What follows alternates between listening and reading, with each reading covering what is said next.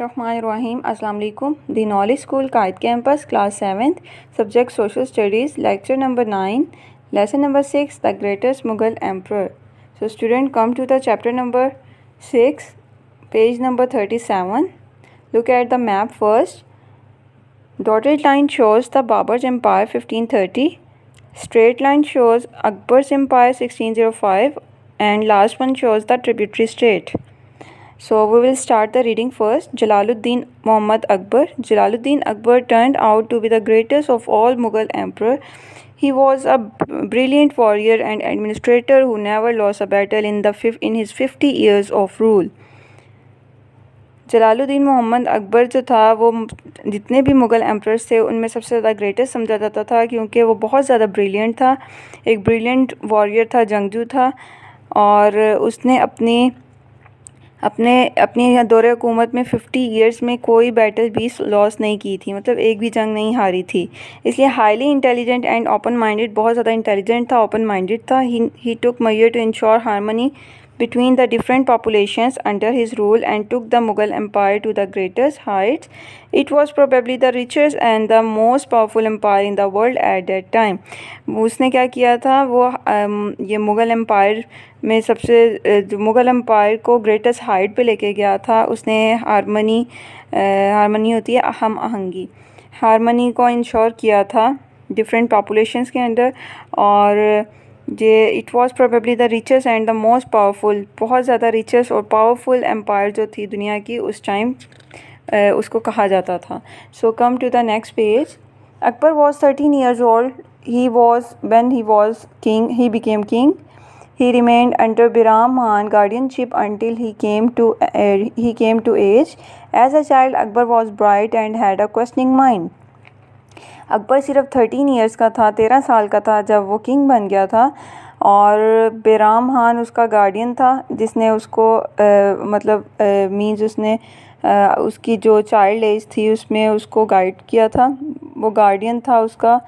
और as a child Akbar was brilliant, बहुत ज़्यादा अकबर ब्रिलियंट था और उसका जो माइंड था वो क्वेश्चनिंग था, मतलब सवालात करता रहता था, वो कोई ना कोई बात पूछता रहता था। This quality helped him to develop critical thinking skills. One of the reasons he was a successful ruler, he was an astute political leader who analyzed problem and their solution. क्या हुआ कि अकबर जब छोटा था, बचपन था उसका, तो वो बहुत ज़्यादा ब्राइट माइंड था उसका और क्वेश्चनिंग माइंड था। तो उसके अंदर ये क्वालिटी की वजह से क्या हुआ था, उसके अंदर क्रिटिकल थिंकिंग, मतलब किसी भी चीज़ को गौर करके सोचना, अच्छे तरीके से क्रिटिकल पॉइंट ऑफ व्यू देना उसके बारे में, उसको इन चीज़ों में अबूर हासिल हो गया था। मींस उसने ये सीख ली थी। One of the reason he was a successful ruler, और ये चीज़ जो थी, ये वजह थी उसके एक सक्सेसफुल रूलर बनने में। He was an astute political leader who analyse problem and their solutions. Astute कहते हैं क्लेवर पर्सन को। वो एक ऐसा क्लेवर पॉलिटिकल लीडर था जिसने बहुत सारी प्रॉब्लम्स को एनालाइज किया था और उसके सॉल्यूशन को भी फाइंड आउट किया था। It was not long before he relieve Bairam Khan of his responsibility as a guardian. It was not long before he relieved Bairam Khan of his responsibilities of a guardian. ये बहुत अरसे तक नहीं हुआ था कि उसने बिराम खान को अपनी रिस्पॉन्सिबिलिटीज़ से, जो उसकी रिस्पॉन्सिबिलिटी एज अ गार्डियन, उसको उसने रिलीव कर दिया था। Akbar reign was full of intrigues and troubles. He faced many rebellions and conspiracies, the most problematic of which was the constant rebellion from the Rajputs. क्या था, अकबर का जो पूरा दौरे हुकूमत था वो बहुत ज़्यादा प्रॉब्लम्स और ट्रबल्स का शिकार था। बहुत सारी उसने प्रॉब्लम्स जो हैं वो फेस की थी क्योंकि उसके बहुत ज़्यादा दुश्मन थे, बहुत ज़्यादा रिबेलियंस थे। उसने क्या किया था, the most problematic of which was, और इनमें सबसे ज़्यादा जो प्रॉब्लमेटिक था वो रिबेलियन राजपूत थे। ठीक है, राजपूत जो थे वो उसके सबसे बड़े रिबेलियंस थे। रेबल कहते हैं बागी को। तो ये सारे इसके एनिमीज़ थे। He finally dealt with the Rajput by giving them important position in his court and marrying a Rajput princess. और उसने इस प्रॉब्लम को कैसे सॉल्व आउट किया था, उसने राजपूतों को बहुत इंपॉर्टेंट पोजीशन दे दी थी अपने कोर्ट्स में, और उनकी प्रिंसेस से, जो राजपूत शहज़ादी थी, उससे फिर शादी कर ली थी। At the time of his death, उसकी डेथ के टाइम क्या हुआ था, he had double the size of Babur's empire by conquering Rajasthan, Gujarat, Bengal, Orissa and much of present day Afghanistan. उसकी डेथ के टाइम उसने बाबर्स की एम्पायर का साइज़ जो था वो उससे डबल हो गया था, क्योंकि उसने जो फ़तह किए थे उन इलाकों में राजस्थान, गुजरात, बंगाल, उड़ीसा और बहुत सारे दूसरे ऑफ प्रेजेंट डे अफ़गानिस्तान, और जो अफ़गानिस्तान था वो भी इंक्लूड था। Like all his predecessors, he encouraged learning and culture. Farsi was promoted in his time as a language of refined his nobility, administrative measure, bravery and shrewdness. Shrewdness कहते हैं judgment को, और made him a successful ruler. He built many buildings using Persian, Central Asian and Indian style in harmony, art, architecture and literature all flourished under his rule. क्या था, दूसरे प्रीडेसेस की तरह बिल्कुल ऐसे ही था। उसने बहुत ज़्यादा कल्चर पे और लर्निंग को इनकरेज किया था। फ़ारसी को बहुत ज़्यादा प्रमोट किया गया था उस टाइम कि वो मतलब जो है उसको एक रिफाइंड लैंग्वेज बनाया जाएगा, और एडमिनिस्ट्रेटिव मेजर्स, ब्रेवरी, श्रूडनेस, ये सारी चीज़ें मिलके उसको एक ब्रेव और सक्सेसफुल रूलर बना देती थी। ही बिल्ड मैनी बिल्डिंग्स यूजिंग, उसने बहुत सारी बिल्डिंग्स भी बनाई using Persian, central Asian and Indian style in harmony, art और आर्किटेक्चर जो था वो अकबर को बहुत ज़्यादा उसको बहुत ज़्यादा लाइक करता था, और उसने आर्ट और आर्किटेक्चर एंड लिटरेचर, ये सारी जितने भी थे आर्ट, इसको फ्लॉरिश किया था। मतलब इसके रूल्स में, इसके दौरे हुकूमत में इन चीज़ों को बहुत ज़्यादा फ़रोग मिला था। Akbar is known as the most liberal ruler in Indian history, but most Muslim scholars have criticized him for mixing Hindu and Muslim culture and traditions. Akbar जो था बहुत ज़्यादा लिबरल रूलर था, बहुत ज़्यादा ब्रॉड माइंडेड था, बोल्ड था।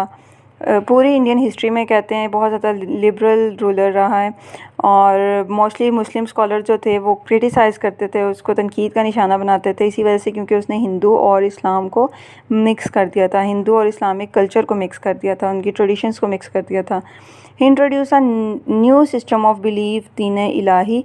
उसने एक नया सिस्टम था दीन इलाही के नाम से, द रिलीजन ऑफ गॉड जिसको बोलते हैं, उसने अपने कोर्ट में इंट्रोड्यूस करवाया था, मुतारिफ़ करवाया था।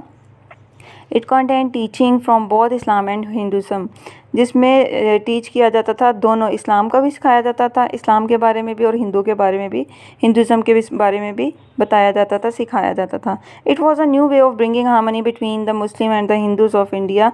वो समझता था कि अगर मैं ऐसे करूँगा तो मुसलमान और हिंदू जो हैं वो एक दूसरे के पास आएंगे, और एक दूसरे के साथ मतलब उनका जो रिलेशनशिप है वो आपस में अच्छा होगा। Akbar believe that by having such a religion he could keep everyone happy, और वो ये समझता था, उसका ये यकीन था कि अगर मैं इस तरह रिलीजन के थ्रू इनको करीब करने की कोशिश करूं तो हर एक खुश हो जाएगा। Some historians claims he meant it to be a kind of brotherhood rather than a religion aimed at uniting the people. कुछ हिस्टोरियन जो थे, तारीखदान थे, वो ये भी समझते थे कि उसने ये भाईचारे के लिए रिलीजन को सेपरेट करके लोगों को यूनिट करने के लिए, उसने भाईचारे के लिए, ब्रदरहुड के लिए ये सब किया है। He also abolish brutal Hindu customs like sati and child marriage.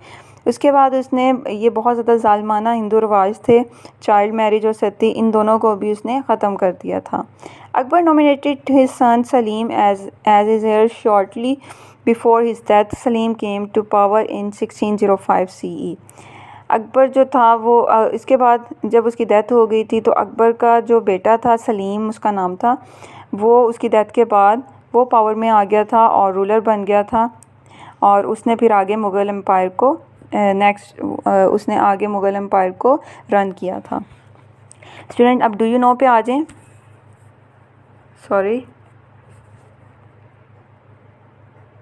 Do you know देखेंगे। Akbar court was famous for its Navratnas और the 9 gems 9 of his most love, ये 9 जेम्स वो बोलता था कि ये बहुत ज़्यादा फेमस थे उसके कोर्ट में। वो कौन था? फेवरेट एंड टैलेंटेड पीपल, मतलब ये 9 जेम्स जो थे उसके बहुत ज़्यादा वो फेमस थे उसके कोर्ट में और ये उसके फेवरेट थे और टैलेंटेड पीपल थे बहुत ज़्यादा। दीज पीपल, तानसीन जो था वो म्यूजिशियन था। अबुल फ़ज़ल हिस्टोरियन और बायोग्राफ़र था। फिर हिज ब्रदर फ़याज़ी, ये पोइट था। उसके बाद बिरबल, ये कोर्ट जेस्टर था और मिलिट्री एंड स्टेट एडमिनिस्ट्रेटर भी था। फिर नेक्स्ट राजा टोडरमल, ये फाइनेंस मिनिस्टर था इनका। और मुल्ला दो प्याज़ा, ये एडवाइज़र था। अब्दुर्रहीम खान खाना, ये पोइट भी था और बिराम खान का बेटा भी था, बिराम खान सन। राजा मान सिंह, ये मिलिट्री कमांडर था। एंड फ़कीर अयाज़ुद्दीन, ये मिस्टिक एंड एडवाइज़र, मतलब उसका एडवाइज़र था। मिस्टिक का मतलब होता है a person who tried to become united with God through prayers, ठीक है, जो अल्लाह के करीब होने की कोशिश करे अपनी प्रेयर्स को करते हुए। नेक्स्ट पेज एक दफ़ा फिर देख लेते हैं। Some historian claims he meant it to be a kind of brotherhood rather than a religion aim as uniting the people. He also abolished brutal Hindu customs like sati and child marriage. उसने ये ज़ालिमाना रिवाज जो थे, ये हिंदुओं की रस्में थी, इनको ख़त्म किया था। और उसके बाद लास्ट में उसका जो बेटा था अकबर का जो बेटा था सलीम, वो पावर में आ गया था और उसने क्या किया था, वो उसकी डेथ के बाद, जलालुद्दीन मोहम्मद अकबर की डेथ के बाद वो उसने मुग़ल एम्पायर को रन किया था और वो एम्पायर में आ गया था, ठीक है, एज अ एम्परर। तो ग्रेटेस्ट मुग़ल एम्परर में वो भी आता है। Salim came to power in 1605 CE और ये 1605 CE में सलीम की जो थी फिर एम्पायर वो स्टार्ट हो गई थी। क्लास ये अच्छी तरह आपने पूरी रीडिंग पढ़ लेनी है, ठीक है, और जो इंपॉर्टेंट लाइन है उनको अंडरलाइन कर लेना है। जो डिफ़िकल्ट वर्ड्स हैं उनके मीनिंग लिख लेने हैं, बिल्कुल इसी तरह जिस तरह क्लास में करते हैं हम, ठीक है। नेक्स्ट इंशाल्लाह क्वेश्चन आंसर्स करेंगे। Thank you so much.